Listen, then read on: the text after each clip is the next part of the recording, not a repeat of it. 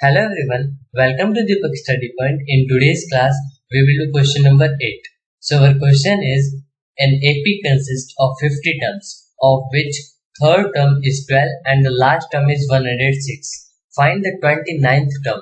हमें क्या दे रखा है कि इस AP में टोटल 50 टर्म है, जिसमें से जो थर्ड टर्म है उसकी वो है 12 और जो लास्ट टर्म है वो है 106. इसका मतलब 106 क्या है? जो 50th टर्म है वो इसकी 106 है. ओके, और हमें 29th टर्म निकालनी है. तो हमें क्या क्या गिवन है? एक थर्ड टर्म गिवन है, एक 50th टर्म गिवन है और हमें निकालनी है 29th टर्म. तो हमारे पास ऐसे एक फॉर्मूला आता है कि an is equal to a plus n minus one multiply by D. अब an है तो सबसे पहले हमें थर्ड टर्म दे रखी है, तो इसमें थर्ड वाली की वैल्यूज पुट करते हैं. तो a3 क्या होगा? a plus n minus one, number of terms यहाँ पे 3 है, 3 minus one multiply by D. अब a3 हमारे पास 12 दे रखा है, तो यहाँ पे हमने लिख लिया 12 इज इक्वल टू a और उसके बाद 3 माइनस वन हो जाता है 2. 2 को d से मल्टीप्लाई करते हैं तो 2d. तो 12 is equal to a plus 2d. ये हमारा हो गया पॉइंट नंबर 1. और इसी की तरह हम क्या करेंगे, जो इसमें 50th टर्म दे रखी है उसकी वैल्यूज पुट करेंगे. तो a50 is equal to a plus 50 minus one multiply by D. तो a की 50 टर्म है 106 is equal to a plus 49d. ये हमारा हो गया सेकंड पॉइंट. अब हम क्या करेंगे, फर्स्ट और सेकंड पॉइंट को सब्ट्रैक्ट करेंगे. On subtracting equation 1 from 2 we get. Equation 1 को इक्वेशन 2 से हम सब्ट्रैक्ट करेंगे तो हमारे पास क्या आंसर आएगा, देख लेते हैं हम यहाँ पे सब्ट्रैक्ट करके. 106 is equal to a plus 49d. इसको सब्ट्रैक्ट करेंगे 12 is equal to a plus 2d. Okay, तो इसको अगर हम सब्ट्रैक्ट करते हैं तो 6 में से 2 गया 4 बच जाएगा, 10 में से 1 गया 9 बच जाएगा.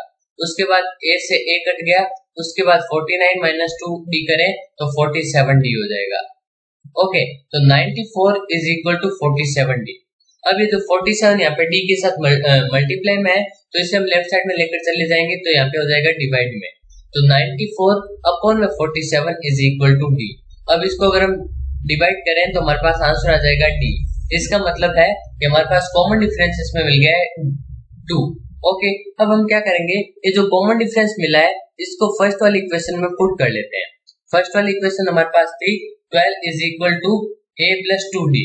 तो 12 का 12 लिख दिया is equal to a plus 2 multiply by d यानी कि 2.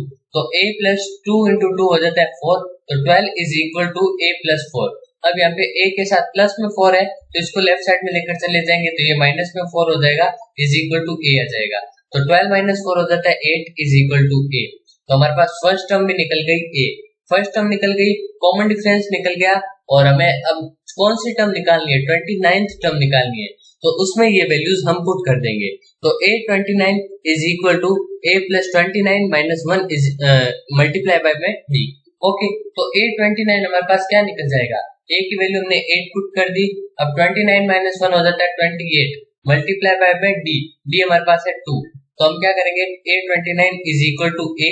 अब 28 को 2 से मल्टीप्लाई करते हैं तो हमारे पास आंसर आता है 56. अब 56 को प्लस में अगर हम 8 करें तो हमारे पास आंसर आ जाता है 64. Therefore 29th टर्म इज 64 और इसकी जो 29th टर्म है वो 64 होगी. Okay student, and thanks for watching. मिलते हैं अगली वीडियो.